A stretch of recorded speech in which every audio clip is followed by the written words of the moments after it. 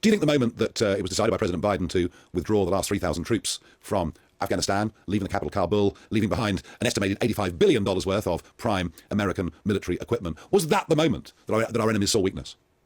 It was. That was the moment the Americans did too. Remember, he was at about 50. There was still this goodwill as we have for newly inaugurated presidents. But prior to August of 2021, he was polling 53, 54% approval, and almost immediately he went down to 42. So the American people saw that as a disaster. And we had just spent $400 million at Bagram, with the biggest air base in Central Asia, would give us all sorts of options with Iran or China or Russia, and we could have watched the Taliban, and they were behaving.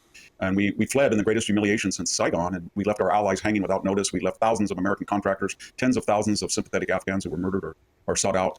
And as you say, we left all of this hardware that's now appearing all over the world in terrorist context. And our enemies thought, well, if they're going to do that, they're not going to do anything to us. So almost immediately, Putin massed troops on the border, and we heard Biden say, well, if he goes in and it's a minor offensive, there'll be no consequences. Or let's suspend aid to Ukraine, the $100 million, and he'll look at that magnanimity as friendship to be reciprocated. Didn't happen.